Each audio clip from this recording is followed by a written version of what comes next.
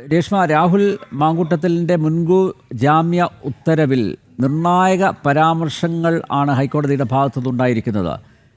ഹൈക്കോടതി വളരെ പ്രധാനപ്പെട്ട ചോദ്യങ്ങളാണ് ചോദിച്ചിരിക്കുന്നത്. ക്രൂരമായ പീഡനത്തിന് ഇരയായ ഒരാൾ വീണ്ടും അതേ വ്യക്തിയുടെ അടുത്തേക്ക് പോകുന്നത് അവിശ്വസനീയം. നമ്പർ 1. ബന്ധം തകരുമ്പോൾ അത് പീഡനക്കേസായി മാറ്റുന്ന പ്രവണത ശരിയല്ല. നമ്പർ 2. ഗർഭഛിദ്രം പരാതിക്കാരിയുടെ സമ്മതത്തോടെ എന്നും ഹൈക്കോടതി വിലയിരുത്തിയിരിക്കുന്നു. വാട്സപ്പ് ചാറ്റുകളിൽ നിന്ന് അങ്ങനെയാണ് മനസ്സിലാക്കേണ്ടതെന്നും കോടതി വിലയിരുത്തുന്നു. നോക്കൂ രേഷ്മ, ഗുരുതരമായിട്ടുള്ള ഒരു കുറ്റകൃത്യമാണ് രാഹുൽ മാങ്കൂട്ടത്തിൽ ചെയ്തത്. പക്ഷേ അത് കൃത്യമായിട്ട് അനുമതിയോടെ, അതായത് ആ പെൺകുട്ടിയുടെ, ആ യുവതിയുടെ അനുമതിയോടെയാണ് ഇതൊക്കെ നടന്നത് എന്ന് കോടതിക്ക് ഒറ്റ നോട്ടത്തിൽ മനസ്സിലാക്കാൻ സാധിച്ചിരിക്കുന്നു. എന്താണ് വിശദാംശങ്ങൾ? നമ്പ്യാർ, ഈ വാട്സപ്പ് ചാറ്റുകൾ ഉൾപ്പെടെയുള്ള തെളിവുകൾ പരിശോധിച്ചതിന് ശേഷമാണ് രാഹുൽ മാങ്കൂട്ടത്തിന് ആദ്യത്തെ ബലാത്സംഗ കേസിൽ ഹൈക്കോടതി ഇപ്പോൾ മുൻകൂർ ജാമ്യം അനുവദിച്ചിരിക്കുന്നത്. ആ മുൻകൂർ ജാമ്യം അനുവദിച്ച ഉത്തരവിന്റെ പകർപ്പ് പുറത്തു വന്നിട്ടുണ്ട്. അതിൽ ഹൈക്കോടതി ചില സുപ്രധാനമായിട്ടുള്ള നിർണായക പരാമർശങ്ങളൊക്കെ തന്നെ നടത്തിയിട്ടുണ്ട്. അതായത്, ഈ ക്രൂരമായിട്ട് പീഡനത്തിന് ഇരയായ ഒരാൾ, ഒരു വ്യക്തി, ഒരു പെൺകുട്ടി എങ്ങനെയാണ് അതേ വ്യക്തിയുടെ അടുത്തേക്ക് വീണ്ടും പോകുന്നത്, അത് അവിശ്വസനീയമായിട്ടുള്ള ഒരു കാര്യമാണല്ലോ എന്നാണ് ജസ്റ്റിസ് കൗസർ അടപ്പകത്തിന്റെ ബെഞ്ച് നിരീക്ഷണം നടത്തിയിരിക്കുന്നത്.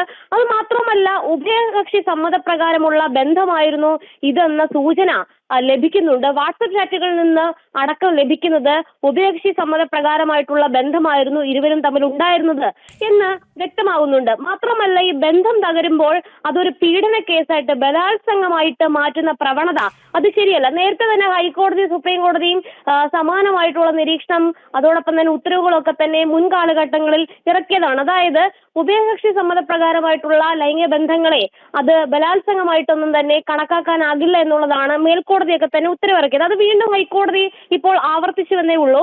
ഇത് ഒന്നും തന്നെ അംഗീകരിക്കാൻ, അതായത് ബന്ധം തകരുമ്പോൾ അത് പീഡന കേസാക്കി മാറ്റുന്ന ഒരു പ്രവണത അത് അംഗീകരിക്കാൻ സാധിക്കില്ല എന്നുകൂടി ഹൈക്കോടതി ഈ ഉത്തരവിൽ ചൂണ്ടിക്കാട്ടിയിട്ടുണ്ട്. മറ്റൊന്ന്, ഈ ഗർഭഛിദ്രത്തിന് നിർബന്ധിച്ചു എന്നുള്ളതായിരുന്നു ആരോപണമായിട്ട് രാഹുൽ മാങ്കൂട്ടത്തിനെതിരെ ഉയർന്നിരുന്നത്. പ്രോസിക്യൂഷനും അത് തന്നെയായിരുന്നു ഹൈക്കോടതിയിൽ വ്യക്തമാക്കിയത്. പക്ഷേ ഹൈക്കോടതി ഈ ഡിജിറ്റൽ തെളിവുകളായിട്ടുള്ള വാട്സപ്പ് ചാറ്റുകളൊക്കെ തന്നെ പരിശോധിച്ചപ്പോൾ ഈ ഗർഭചിത്രം പരാതിക്കാരിയുടെ സമ്മതത്തോടെ എന്ന് വിലയിരുത്തേണ്ടി വരുമെന്നുള്ള അഭിപ്രായമാണ് ഇപ്പോൾ ഉത്തരവിൽ രേഖപ്പെടുത്തിയിട്ടുള്ളത്. വാട്സപ്പ് ചാറ്റുകളിൽ നിന്നൊക്കെ തന്നെ ഇക്കാര്യം വ്യക്തമാണ്. കാരണം രാഹുലിന്റെ സുഹൃത്ത് ഈ യുവതിക്ക് ഗർഭചിത്രത്തിനുള്ള മരുന്ന് നൽകിയിട്ടുണ്ട്. ഇത് യുവതി ആവശ്യപ്പെട്ടതനുസരിച്ച് തന്നെയാണ് ഈ രാഹുലിന്റെ സുഹൃത്തായിട്ടുള്ള വ്യക്തി മരുന്ന് കൊണ്ടുപോയി നൽകുന്നത്. ആ മരുന്ന് സംബന്ധിച്ചുള്ള, മരുന്ന് നൽകുന്നതുമായി ബന്ധപ്പെട്ടുള്ള ആശയവിനിമയങ്ങൾ ഈ പറയുന്ന പെൺകുട്ടിയും സുഹൃത്തും തമ്മിൽ നടത്തിയിട്ടുണ്ട്. ഈ ലൊക്കേഷൻ ഉൾപ്പെടെയുള്ള, മരുന്ന് കൊണ്ടുവന്ന് കൊടുക്കാനായിട്ടുള്ള ലൊക്കേഷൻ എവിടെയാണെന്ന് ഈ പെൺകുട്ടി അയച്ചു കൊടുത്തതിന്റെയും അതിന്റെ ആശയവിനിമയങ്ങൾ സംബന്ധിച്ചുള്ള തെളിവുകളും വാട്സപ്പിൽ നിന്ന് വീണ്ടെടുക്കാൻ സാധിച്ചിട്ടുണ്ട്. അതുകൊണ്ട് തന്നെ ഇതൊക്കെ തന്നെ ഗർഭചിത്രത്തിനുള്ള മരുന്ന് ആവശ്യപ്പെടുത്ത ഉൾപ്പെടെ ഈ യുവതിയാണ്, അത് തെളിയിക്കുന്ന ചാറ്റുകളും ഉണ്ടെന്ന് ഹൈക്കോടതി പറഞ്ഞിരിക്കുകയാണ്. ഇനിയുള്ളത്, ഈ ഗർഭചിത്രം രാഹുലിന്റെ നിർബന്ധ പ്രകാരമായിരുന്നോ എന്ന കാര്യത്തിൽ, അല്ലെങ്കിൽ ഈ പെൺകുട്ടിയുടെ മേൽ സമ്മർദ്ദം രാഹുൽ ചെലുത്തിയിരുന്നോ എന്നത് അറിയണമെങ്കിൽ അത് വിചാരണ ഘട്ടത്തിൽ മാത്രമേ വ്യക്തമാകുകയുള്ളൂ. പ്രഥമ ദൃഷ്ടിയ പ്രാഥമികമായിട്ട് ഈ തെളിവുകളിൽ നിന്നൊക്കെ തന്നെ വ്യക്തമാകുന്നത് ഈ ഗർഭചിത്രത്തിന് ഈ പെൺകുട്ടിക്ക് സമ്മതമുണ്ടായിരുന്നു. ലൈംഗിക ബന്ധത്തിൽ ഏർപ്പെട്ടതും രണ്ടുപേരുടെയും സമ്മതത്തോടു കൂടിയാണ്. അതുകൊണ്ട് തന്നെ ഇക്കാര്യത്തിൽ രാഹുലിനൊരു മുൻകൂർ ജാമ്യം നിശ്ചയിച്ചുകൊണ്ടുള്ള നടപടിയിലേക്ക് തങ്ങൾക്ക് കടക്കാനാകില്ല എന്നുള്ളതാണ് ഹൈക്കോടതി വിലയിരുത്തിയത്. ഇനി വിചാരണ വേളയിൽ മാത്രമാണ് ഈ ഗർഭചിത്രത്തിന് രാഹുൽ നിർബന്ധിച്ചോ എന്നും സമ്മർദ്ദം പെൺകുട്ടിയുടെ മേൽ ചെലുത്തിയിരുന്നു എന്ന കാര്യത്തില് അത് തെളിയിക്കപ്പെടേണ്ടതുള്ളൂ.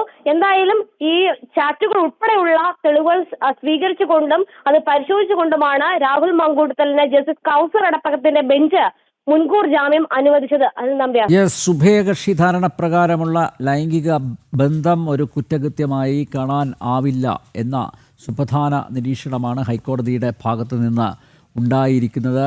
ഹൈക്കോടതി ഉന്നയിച്ച വളരെ പ്രസക്തമായിട്ടുള്ള ചോദ്യങ്ങൾ, ക്രൂരമായ പീഡനത്തിന് ഇരയായ ഒരാൾ വീണ്ടും അതേ വ്യക്തിയുടെ അടുക്കലേക്ക് പോകുന്നു, അത് അവിശ്വസനീയമാണ്. ബന്ധം തകരുമ്പോൾ അത് പീഡന കേസായി മാറ്റുന്ന പ്രവണത അതും ശരിയല്ല. ഗർഭഛിദ്രം പരാതിക്കാരിയുടെ സമ്മതത്തോടെയാണെന്ന് വാട്സപ്പ് ചാറ്റുകൾ ശരിവെക്കുന്നു. ഇതോടെ രാഹുൽ മാങ്കൂട്ടത്തിന് എതിരെ ഉയർന്ന ലൈംഗിക ആരോപണ കേസുകളിൽ നിന്നെല്ലാം അദ്ദേഹം തൽക്കാലം സ്വതന്ത്രനായിരിക്കുന്നു. രേഷ്മിയാണ് വിശദമായ വിവരങ്ങൾ നൽകിയത്.